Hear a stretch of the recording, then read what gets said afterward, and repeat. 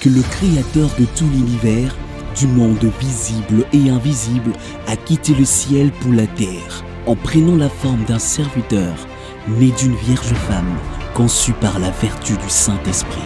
Jésus-Christ, malgré son apparence humaine, en lui habitait toute la plénitude de la divinité, parce qu'il n'était pas que le Fils de l'âme, il était aussi le Fils du Dieu vivant, celui que tous les anges des cieux adorent. Il est le seul envoyé de Dieu qui a apporté aux hommes la grâce et la faveur divine d'être sauvés et d'avoir, par la foi en son nom, la vie éternelle.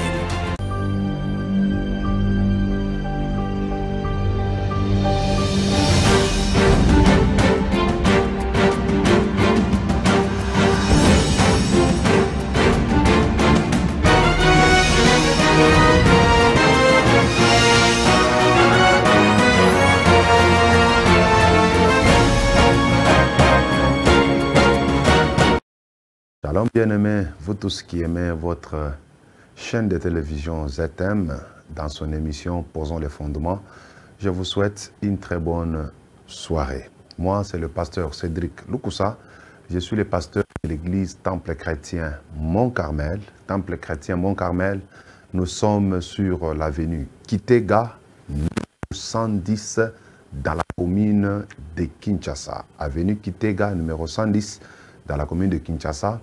C'est là où nous nous réunissons chaque mercredi et vendredi de 17h30 jusqu'à 19h30. Et dimanche, c'est de 8h juste jusqu'à 12h juste. Que le Seigneur vous bénisse. L'émission Posons le fondement, c'est une émission de maturité, une émission d'enseignement, une émission qui donne encore de l'espoir aux enfants de Dieu, aux serviteurs de Dieu, que malgré que les faux serviteurs peuvent exister, les vrais aussi existent. C'est pourquoi, dans cette émission, dans le fondement, nous faisons la promotion de Jésus-Christ et de sa doctrine. C'est pourquoi nous l'avons intitulé « Posons le fondement ». Ici, nous retournons aux fondamentaux de la vie chrétienne et de la doctrine chrétienne. Nous faisons vraiment cet effort pour que les enfants de Dieu puissent encore écouter l'ancien évangile, cet évangile qui a été prêché par Paul, par Pierre et tous les autres apôtres, même dans la suite des temps. C'est cet évangile que nous vous prêchons dans cette émission Posons les fondements. Nous sommes en train d'exploiter un sujet très capital. Nous l'avons intitulé « Les mystères ». C'est tout un cours. C'est pourquoi vous allez voir d'ailleurs, nous sommes en train de préparer ce cours comme un syllabus, parce que notre souci, c'est qu'à la fin de ces sujets, que le syllabus soit à la disposition du peuple de Dieu. Nous sommes en train de parler des mystères. Ce thème, nous l'avons tiré en 1 Corinthiens chapitre 4, du 1er et au 2e verset, parce que là, l'apôtre Paul dit qu'on nous regarde comme des serviteurs de Christ, comme des dispensateurs des mystères de Dieu.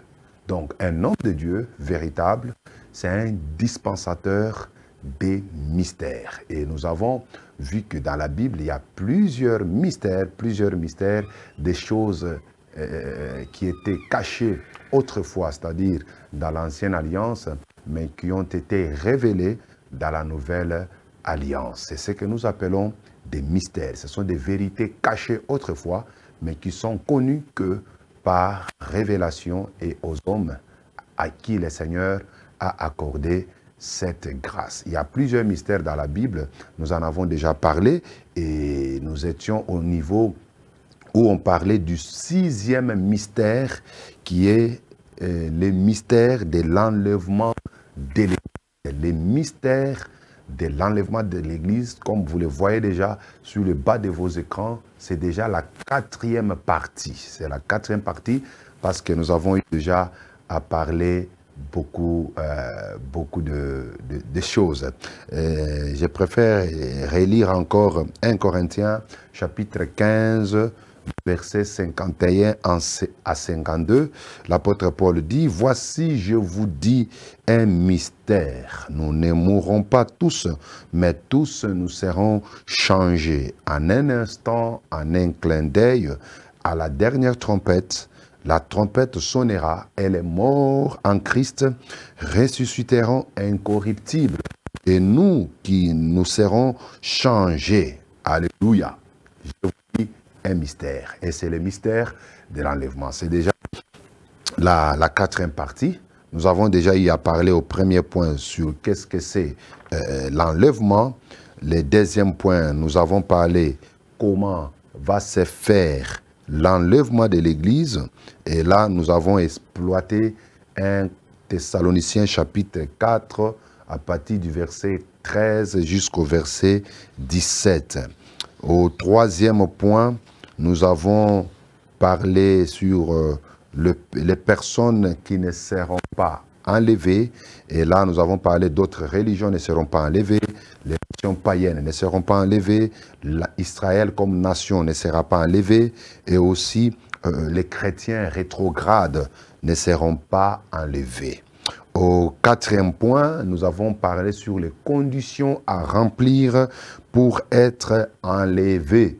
Et là, nous avons dit, il faut être premièrement en Christ, il faut avoir reçu le Saint-Esprit et laisser briller sa flamme. Nous avons parlé aussi, il faut être fidèle dans les services de Dieu, il faut être parmi les vainqueurs, il faut être en paix avec tous et rechercher la sanctification. Sixièmement, il faut demeurer en Christ et il faut avoir l'amour. Sans l'amour, personne ne sera enlevé. Au cinquième point, nous avons parlé qu'est-ce que c'est l'enlèvement et quand est-ce que l'enlèvement aura lieu. Et nous avons dit par rapport à la date, c'est l'inconnu. Jésus a dit, personne ne connaît le jour, personne ne connaît l'heure de l'enlèvement. Que personne ne vous trompe pour vous donner une année, vous donner l'année où l'enlèvement aura lieu. Tous ceux qui se sont hasardés à faire cette aventure, ils ont été confondus et cela a prouvé encore que ce sont des hommes et tout homme doit être connu comme un menteur. Vous voyez un peu cela? C'est pourquoi nous disons, selon les Écritures, aucune date, aucune année n'a été donnée pour l'enlèvement de l'Église, mais Jésus a dit tout simplement, je viens bientôt. Et c'est ce que je vous dis aussi, je viens, Jésus revient bientôt. Il peut venir ce soir, demain, il peut venir après une année, après 2 ans, après 5 ans, 10 ans, 20 ans. Lui-même, il sait quand est-ce qu'il viendra. Du moins, c'est que nous savons. Beaucoup de signes que le Seigneur avait donnés concernant sa venue, beaucoup sont en train de se réaliser. Mais le plus grand signe qui marquera vraiment la venue de Christ, c'est quand l'apôtre Paul dit les derniers païens, quand il se convertira, alors viendra la fin. Vous voyez un peu cela? Donc, Jésus reviendra lorsque la dernière personne qui était destinée au salut croira en lui. C'est à ce moment-là qu'il reviendra et l'enlèvement aura lieu. Alors, permettez qu'aujourd'hui, je commence le 6e point par rapport au mystère de l'enlèvement de l'Église. Je veux parler sur les événements au ciel après l'enlèvement. C'est-à-dire, qu'est-ce qui arrivera après l'enlèvement de l'Église? Qu'est-ce qui arrivera après l'enlèvement de l'Église? Notez qu'après l'enlèvement de l'Église, il y aura 2 événements importants qui vont se produire au ciel. Je dis bien au ciel. Les événements dont nous parlons, c'est au ciel. Parce qu'après l'enlèvement de l'Église, il y a des événements qui se passeront au ciel, parce que la rencontre, nous l'avons montré, entre l'Église et l'épouse, et l'époux, qui est Jésus, se passera dans les airs. Les airs, c'est les lieux des rencontres. Vous voyez un peu cela? Alors, lorsque nous allons nous retrouver dans les airs, le Seigneur nous prendra maintenant à partir des airs et nous va nous amener dans les noces que nous appelons les noces de l'agneau. Alors, il y aura des événements qui vont se produire au ciel. Alors, le premier événement, ça sera le tribunal de Christ. Et le deuxième événement, ça sera les noces de l'agneau. le premier événement qui se passera au ciel après l'enlèvement de l'Église, ça sera le tribunal de Christ. Et le deuxième événement, ça sera les noces de l'agneau. Bien sûr qu'après l'enlèvement de l'Église, il y aura aussi des événements qui vont se passer sur la terre. Vous voyez? Et ce n'est pas mon objectif d'en parler sur ces événements aujourd'hui. Ce n'est pas notre sujet. Mais il y aura des choses qui se passeront après l'enlèvement de l'Église sur la terre. Entre autres, il y aura la manifestation de la personne de l'Antichrist qu'on appelle la bête. Il y aura le faux prophète qui va aussi entrer en scène. Il y aura les deux témoins qui vont travailler en Israël. Et il y aura le scellement des 144 000. Il y aura l'ouverture des sceaux. Il y aura plein d'histoires qui vont se passer sur la terre après l'enlèvement de l'Église. Mais ce qui nous intéresse pour le moment, ce sont les événements qui se passent au ciel après l'enlèvement de l'Église. Alléluia. Alors, commençons avec le premier point, qui est le tribunal de Christ. Je vous prie de lire 2 Corinthiens chapitre 5, le verset 9 à 10. L'apôtre Paul dit, « C'est pour cela aussi que nous nous efforçons de lui être agréables, soit que nous demeurions dans ses corps, soit que nous les quittions. » Verset 10. « Car il nous faut tous comparaître devant le tribunal de Christ, afin que chacun reçoive selon le bien ou le mal qu'il aura fait, étant dans son corps. » Que chacun reçoive selon le bien ou le mal qu'il aura fait, étant dans son corps. Vous voyez, l'apôtre Paul dit, pendant que nous sommes dans ces corps, nous nous efforçons pour être agréables à Dieu. Nous nous efforçons pour être agréables à Dieu. Mais au verset 10, il dit quelque chose de très important. Il dit, car il nous faut tous comparaître devant le tribunal de Christ. Ici, l'apôtre Paul ne s'adressait pas aux païens. Il s'adressait à l'église de Corinthe. Il s'adressait aux croyants. Il s'adressait aux rachetés. Il dit, il faut que nous tous, nous puissions comparaître devant le tribunal de Christ.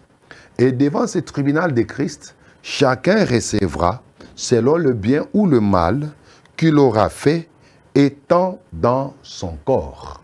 Vous voyez, c'est vraiment très important, très capital en tant que chrétiens, que nous ayons la connaissance de ces choses. Pourquoi parler encore du tribunal au moment où nous disons que le chrétien est passé de la mort à la vie, il est passé du jugement aux récompenses. Vous voyez un peu cela? Mais pourquoi parler encore du tribunal pour le chrétien? Pourquoi parler encore du jugement pour les chrétiens? Vous voyez, c'est vraiment très important et très capital. Alors, il est important de noter que le tribunal, le mot tribunal est une traduction grecque du mot béma. Béma, c'est un mot grec qui veut dire tout simplement tribunal. Et quand on parle de béma, ces mots désignaient l'estrade sur laquelle les athlètes victorieux s'étaient nés pour recevoir leur couronne.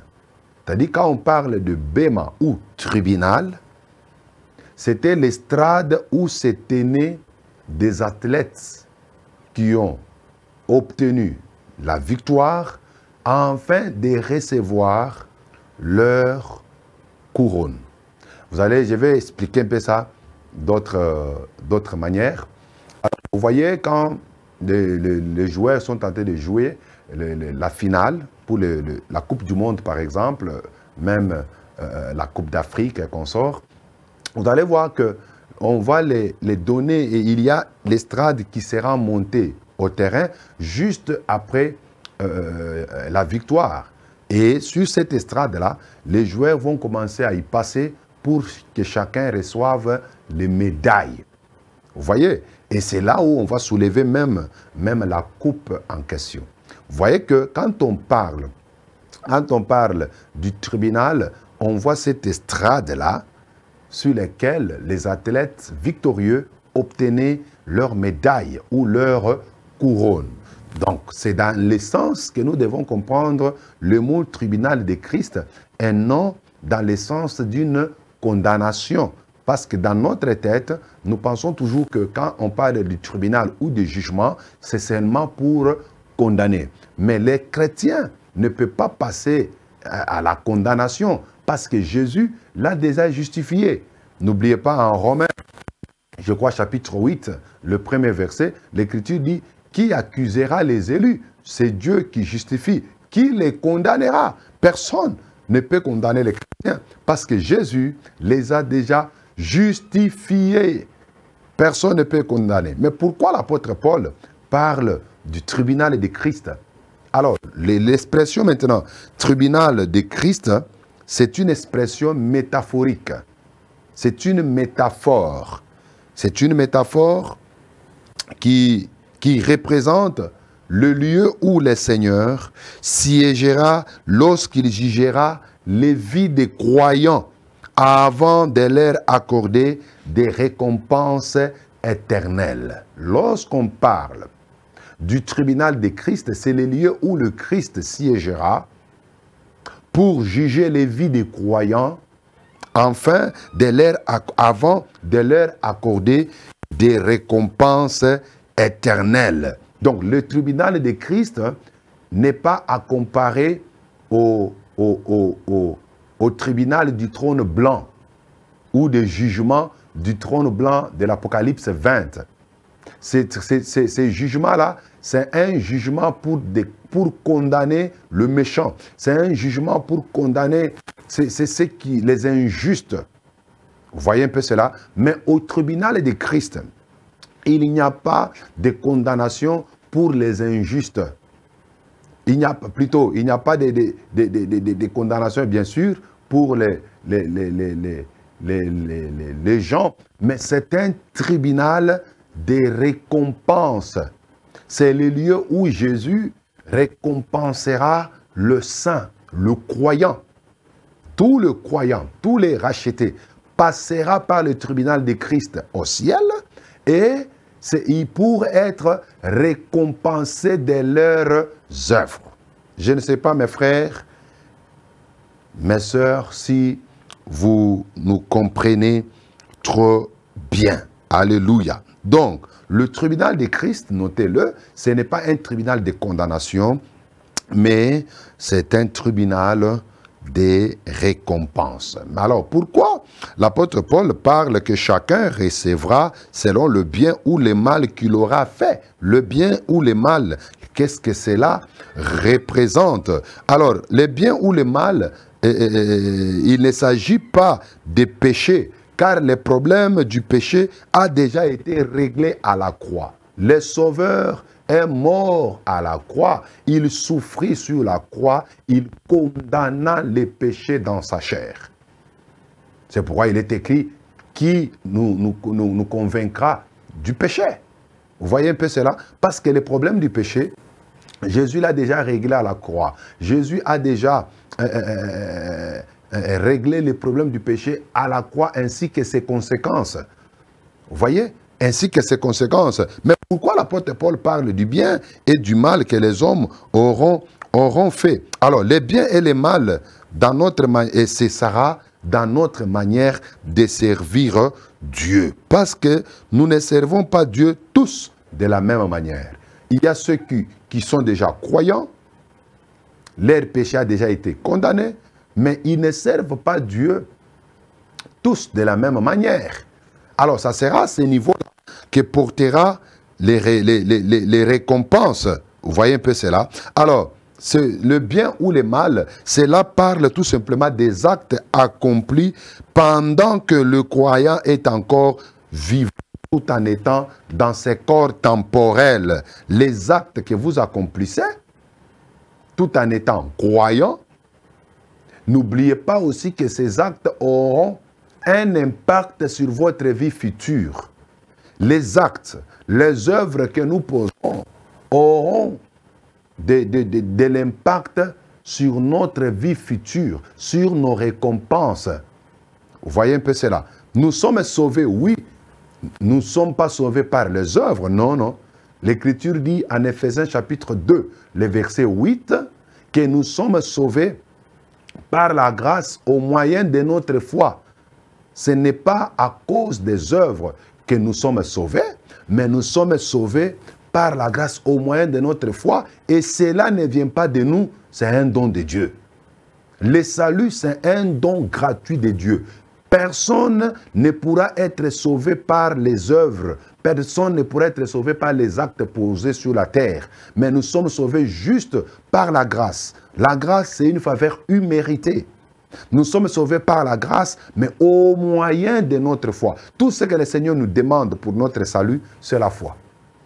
C'est pourquoi il est écrit en Jean 3,16 que Dieu a tant aimé le monde, il a donné son Fils unique, afin que quiconque croit en lui, ne périsse point, mais qu'il ait la vie éternelle. Dès que vous croyez en Jésus, vous avez la vie éternelle. Vous êtes sauvés. Sans que vous posiez un acte quelconque, sans que vous posiez une œuvre, juste parce que vous avez cru en Jésus, vous êtes sauvés. Vous avez la vie éternelle, vous avez le Saint-Esprit. Mais cependant, tout en étant au ciel, nous n'aurons pas tous la même place au ciel, parce que nous n'aurons pas tous les mêmes récompenses. Il y a les gens qui sont sauvés réellement parce qu'ils ont cru en Jésus, mais s'ils ne pensent jamais aux pauvres, s'ils ne pensent jamais aux veuves et aux orphelins, il n'aura pas la même récompense que celui qui pense aux pauvres, qui pense aux orphelins. Vous voyez un peu cela? Il y en a ceux qui ont cru en Jésus, mais qui ne servent pas le Seigneur comme il faut. Ils ne travaillent pas dans l'évangélisation, par exemple. Ces gens-là n'auront pas la même récompense, quand bien même ils sont sauvés, avec ceux qui, après qu'ils soient sauvés, s'engagent dans l'œuvre du Seigneur pour les servir et gagner d'autres âmes à Jésus. Donc, le tribunal de Christ, c'est un tribunal de récompense par rapport à notre manière de servir Dieu, parce que nous n'aurons pas tous les mêmes récompenses. En Apocalypse chapitre 22, le verset 12, la parole du Seigneur dit, Jésus dit, « Voici, je viens bientôt, et ma rétribution est avec moi pour rendre à chacun selon son œuvre. » Le Seigneur rendra à chacun selon son œuvre. Le Seigneur rendra à chacun selon son œuvre. C'est pourquoi l'apôtre Paul dit, selon le bien ou le mal qu'il aura fait. Qu'est-ce que tu as fait de mal en servant le Seigneur? Qu'est-ce que tu as fait du bien en servant le Seigneur? Vous voyez un peu cela? C'est très important en tant que de croyants que nous soyons au courant de cela. Vous pouvez encore noter que la matière du jugement sera le service rendu à Dieu. La matière, le contenu du jugement au tribunal de Christ, ça ne sera pas que tu as commis des péchés, tu as volé, tu as fait ceci ou cela. Non, non. Le contenu du jugement au tribunal de Christ sera lié juste par rapport à notre manière de servir Dieu. Je voulais qu'on lise un peu Éphésiens chapitre 6. Éphésiens chapitre 6, les versets 5 à 8. Serviteurs, obéissez à vos maîtres selon la chair. Là, on s'adresse aux gens qui sont sous l'autorité de quelqu'un. On dit, obéissez à vos maîtres selon la chair, avec crainte et tremblement, dans la simplicité de votre cœur, comme à Christ. Vous travaillez dans une église, vous travaillez quelque part, sois obéissant à celui que Dieu a établi comme autorité sur vous. Et vous devez les obéir avec crainte et tremblement, surtout avec simplicité. On dit, non pas seulement sous leurs yeux, comme pour plaire aux hommes, mais comme des serviteurs de Christ qui font de bon cœur la volonté de Dieu. Il y en a des gens, ils sont fidèles. Ils servent leur maître seulement à leur présence. Lorsque le maître meurt, ou quand le maître quitte, ou le maître n'est pas là, il devient infidèle. Le Seigneur dit, ce n'est pas bon. Il dit, verset 7, servez-le avec un empressement, comme servant le Seigneur et non les hommes. Donc vous devez servir vos maîtres avec empressement, comme si vous êtes en train de servir le Seigneur lui-même. Écoute maintenant le verset 8. Sachant que chacun, soit esclave, soit libre, recevra du Seigneur selon ce qu'il aura fait de bien. Vous voyez, chacun recevra du Seigneur selon ce qu'il aura fait de bien. Donc, lorsque vous servez le maître là peut être ton pasteur, le maître peut être le chef de votre département. Quand vous servez le maître, vous êtes en train de servir automatiquement le Seigneur lui-même. C'est pourquoi on attache la récompense, non du maître, mais la récompense vient du Seigneur qui est le maître, le chef de l'œuvre. Vous voyez un peu cela? On dit, servez-le avec empressement, comme servant les seigneurs et non les hommes, sachant que chacun soit esclave ou libre, recevra du Seigneur selon ce qu'il aura fait de bien. Vous voyez, il y a toujours des récompenses par rapport au service que vous rendez. Colossiens, chapitre 3, le verset 23 à 24. Tout ce que vous faites, faites-le de bon cœur, comme pour le Seigneur et non pour les hommes, sachant que vous recevrez du Seigneur l'héritage pour récompense. Servez Christ, le Seigneur. Vous recevrez du Seigneur l'héritage pour récompense. Quand est-ce que maintenant nous allons recevoir l'héritage pour récompense? Ça sera au tribunal de Christ. C'est là où nous aurons des récompenses. Alléluia. 1 Corinthiens, chapitre 3, le verset 11 à 15. Lisons. Car personne ne peut poser un autre fondement que celui qui a été posé, savoir Jésus-Christ. Or, si quelqu'un bâtit sur ce fondement avec de l'or, de l'argent, des pierres précieuses, du bois, du foin, du chaume, l'œuvre de chacun sera manifestée. Car les jours la fera connaître parce qu'elle se révélera dans le feu. Et le feu éprouvera ce qu'est l'œuvre de chacun. Si l'œuvre bâtie par quelqu'un sur le fondement subsiste, il recevra une récompense. Si l'œuvre bâtie par quelqu'un sur le fondement subsiste, il recevra quoi? Une récompense. Si l'œuvre de chacun est consumée, il perdra sa récompense. Soulignant encore là-bas, il perdra sa récompense. Pour lui, il sera sauvé, mais comme au travers du feu. On n'a pas exclu le salut, tu seras sauvé. Mais tout en perdant la récompense, parce que vous avez bâti mal sur le fondement qui est Christ. C'est-à-dire, si les chrétiens, si les ministres de Dieu ne travaillent, ne bâtissent pas sur le fondement qui est le Christ, le fondement qui est la connaissance de Christ, le fondement qui est la saine doctrine, si vous bâtissez mal sur ce fondement, vous perdez votre récompense quand bien même vous êtes sauvé. C'est très important. Romains, chapitre 14, les versets 10 à 12. Mais toi, pourquoi juges-tu ton frère? Ou toi, pourquoi méprises-tu ton frère? Puisque nous comparaîtrons tous devant le tribunal de Dieu. Nous comparaîtrons tous devant le tribunal de Dieu. Verset 11, car il est écrit, « Je suis vivant, dit le Seigneur, tout genou fléchira devant moi, et toute langue donnera gloire à Dieu. Ainsi, chacun de nous rendra compte à Dieu pour lui-même. » Chacun de nous rendra compte à Dieu pour lui-même. Chacun de nous. L'apôtre Paul s'adresse à l'église de Corinthe. Et il dit là, chacun de nous rendra compte de lui-même à Dieu. Tu rendras compte de la manière dont tu as servi les seigneurs. C'est pourquoi nous devons faire très attention. Écoutez ce que Jésus affirme en Luc chapitre 12. Luc chapitre 12, le verset 47 à 48. Luc 12, 47 à 48. Alléluia.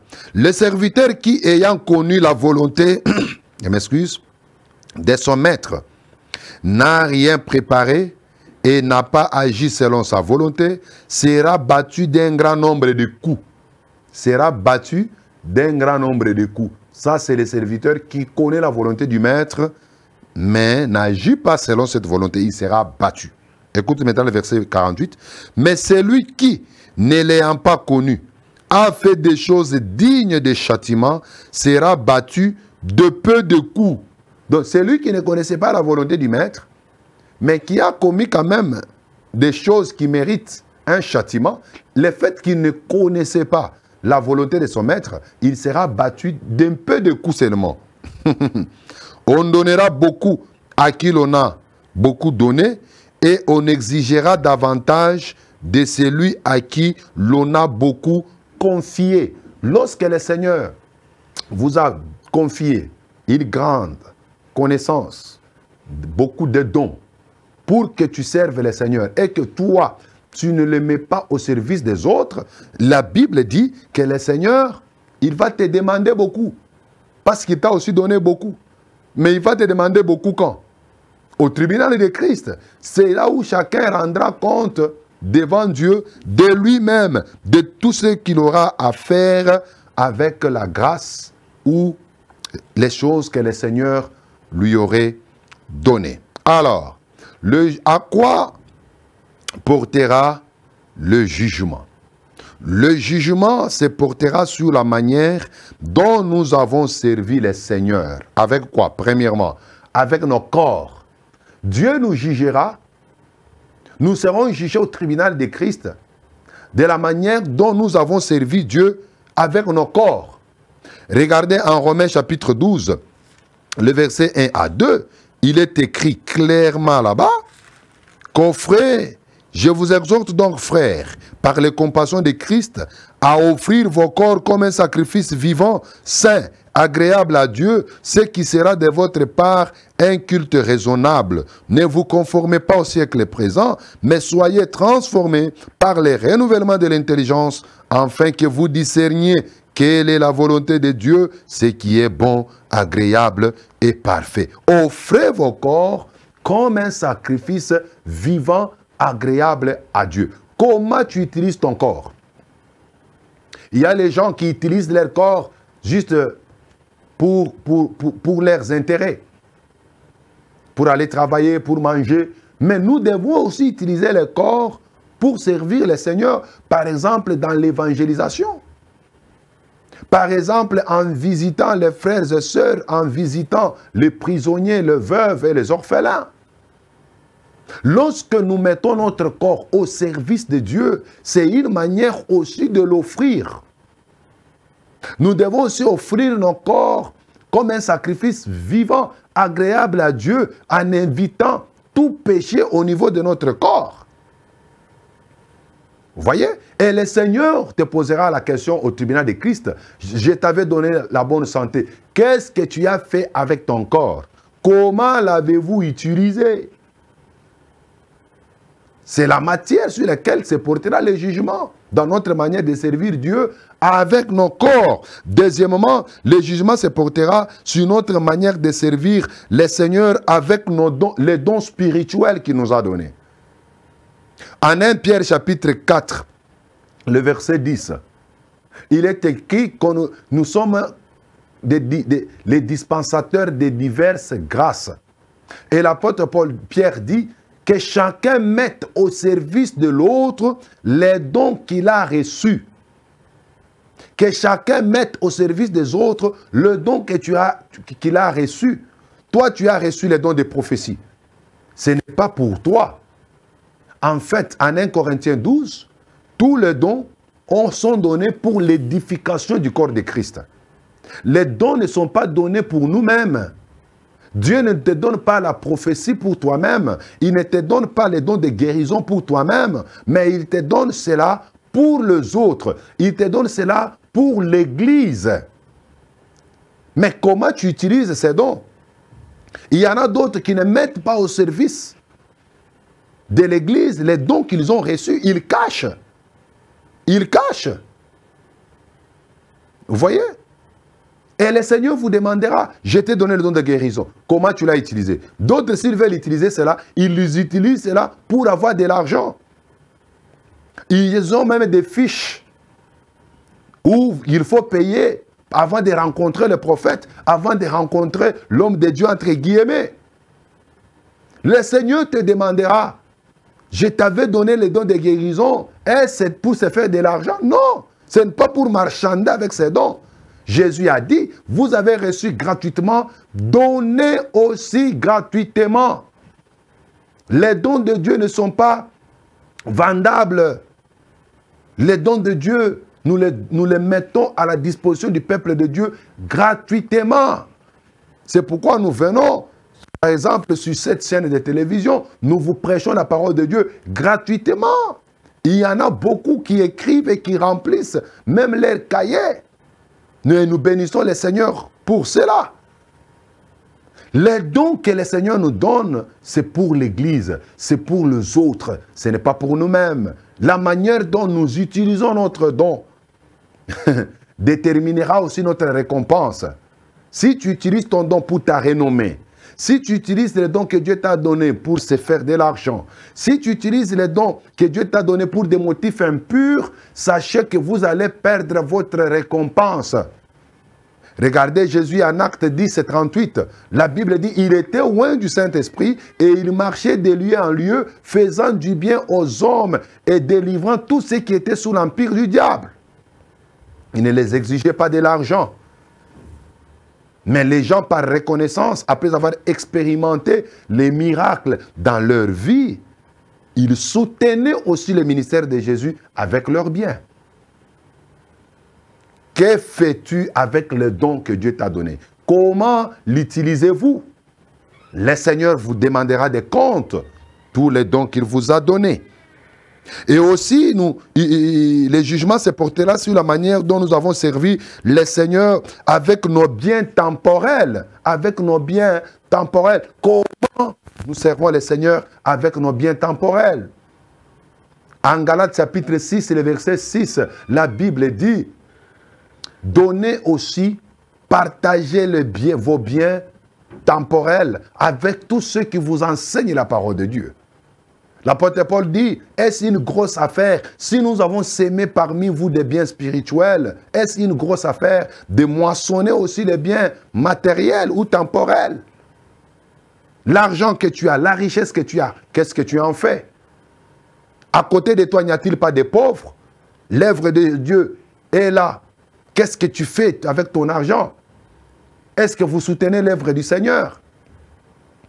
Nous avons notre chaîne de télévision ici, ZM. Combien apportent leur soutien à cette chaîne de télévision qui bénit beaucoup de gens, des milliers.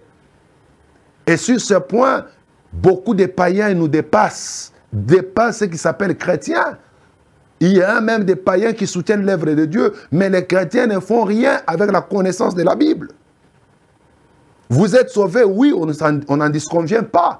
Mais tu perdras la récompense parce que tu ne sais pas mettre ton argent, ta richesse au service du royaume. Alléluia. Que fais-tu avec l'argent que le Seigneur t'a donné? Le Dieu ne te donne pas l'argent pour que tu t'empêches seulement des véhicules, des parcelles, des dupes, pour que tu t'enorgueillisses. Dieu te donne aussi l'argent pour que tu mettes ton argent au service du Seigneur. Le Seigneur nous jugera aussi de la manière dont nous l'avons servi avec notre temps. Avec notre temps. Le temps, l'utilisation du temps. Tu as 24 heures. Est-ce que tu donnes la dîme de ton temps à Dieu? Dans la lecture de la parole, dans la prière, dans l'évangélisation. Est-ce que tu disposes le temps? Aujourd'hui, pourquoi la plupart des chrétiens n'évangélisent pas? On n'a pas le temps. Pourquoi ils ne servent pas Dieu? On n'a pas le temps. Mais non, le Seigneur te demandera le temps que je t'ai donné. Qu'est-ce que tu en avais fait? Le Seigneur nous jugera aussi par rapport à la manière dont nous avons servi le Seigneur avec notre enseignement. Pourquoi nous enseignons? Qu'est-ce que nous enseignons? Le Seigneur nous jugera par rapport à ça. Est-ce que quand nous enseignons sa doctrine? Parce que l'Église primitive, en Acte 2, 42, ne persévérait que dans l'enseignement des apôtres. Est-ce que l'enseignement des apôtres est prêché aujourd'hui? Qu'est-ce que les apôtres prêchaient? Le message apostolique, l'enseignement des apôtres était christocentrique. C'était basé sur la personne de Christ. C'était basé sur la personne de Christ. Sur sa mort, sur sa résurrection, sur son ascension, sur sa position à la droite du Père et sur son retour. C'est ce que les apôtres enseignaient. Mais aujourd'hui, nous qui avons des micros, qu'est-ce que nous enseignons? Le Seigneur nous jugera par rapport aux enseignements que nous donnons au peuple de Dieu. C'est ainsi que nous devons veiller sur notre enseignement afin que nous ne puissions pas perdre notre récompense. L'apôtre Paul dit à Timothée, veille sur ton enseignement. Veille sur ton enseignement. Parce qu'en faisant ainsi, tu te sauveras toi-même et tu sauveras ceux qui t'écoutent. Est-ce que ceux que nous prêchons sont capables de sauver ceux qui nous écoutent et nous sauver nous-mêmes? Ce sont des questions que nous nous posons. Alors mes frères, après maintenant le jugement, il y aura un temps, il y aura des récompenses. Ce que la Bible appelle en d'autres termes les couronnes. Et la couronne que chacun portera, le médaille que chacun portera, détermine la place qu'il occupera. N'est-ce pas quand les équipes sont au final, ici en termes, selon les lois de foot, on récompense les trois premiers.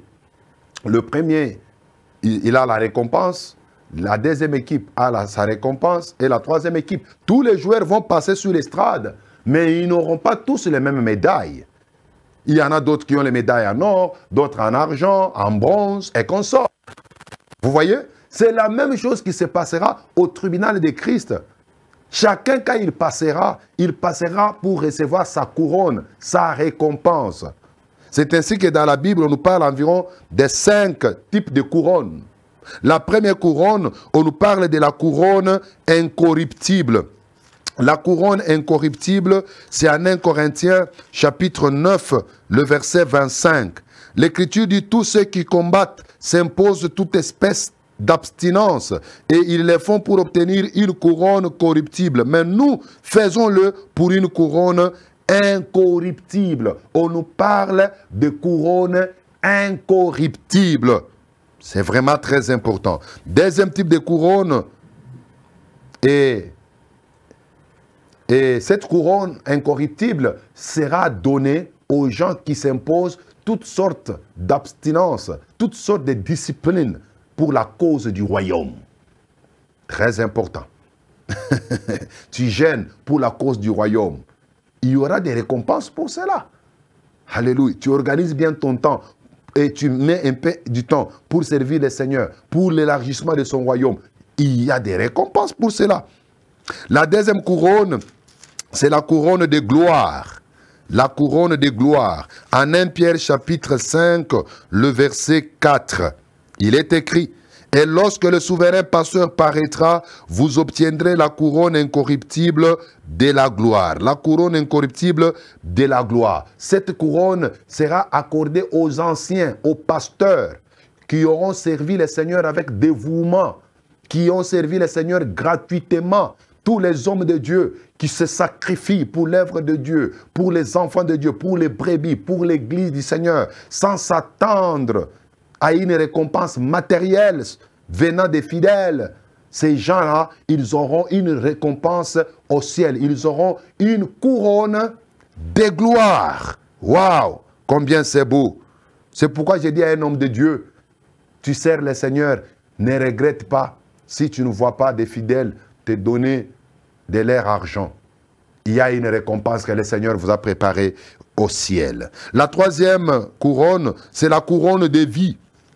La couronne de vie, c'est en Jacques chapitre 1, le verset 12e. Jacques 1, verset 12. Heureux l'homme qui supporte patiemment la tentation, car après avoir été éprouvé, il recevra la couronne de vie que le Seigneur a promis à ceux qui l'aiment. La couronne de vie sera donnée aux gens qui ont été persécutés ou qui sont persécutés à cause de l'évangile, à cause de Jésus.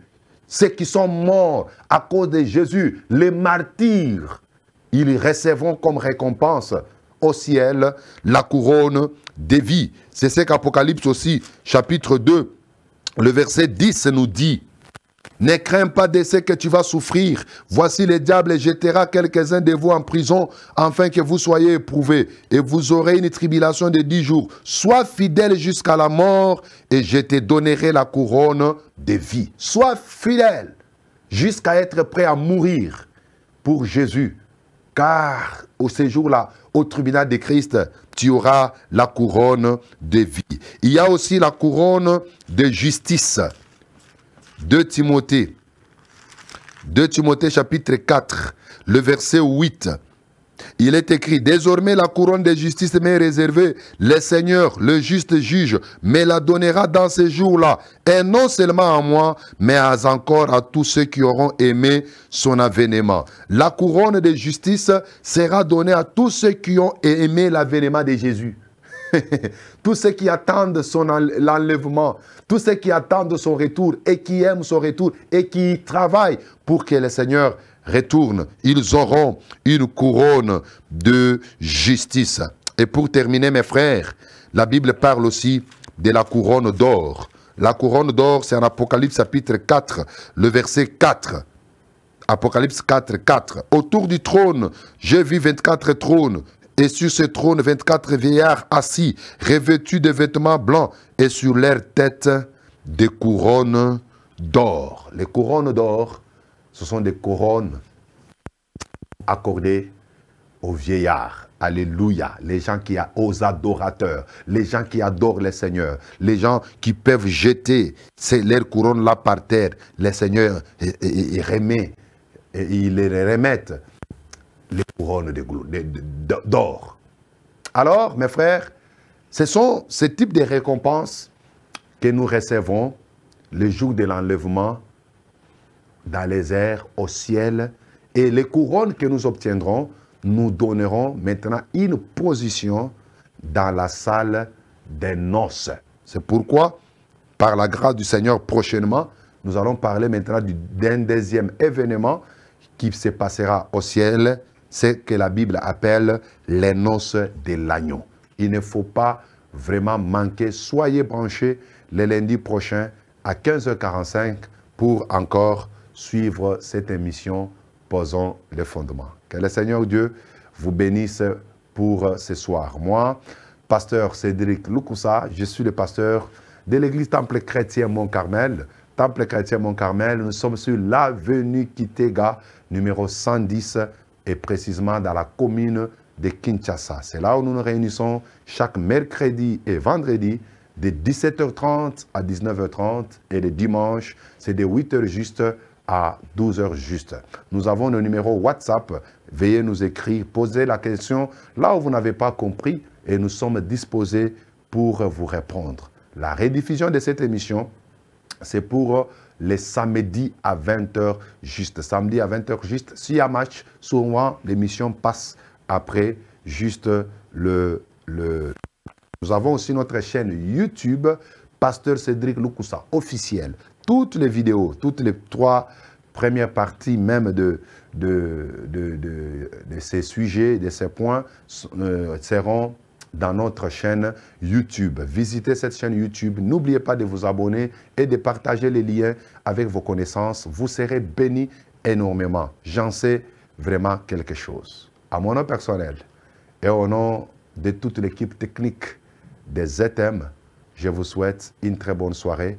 Rendez-vous le lundi prochain. Que Dieu vous bénisse.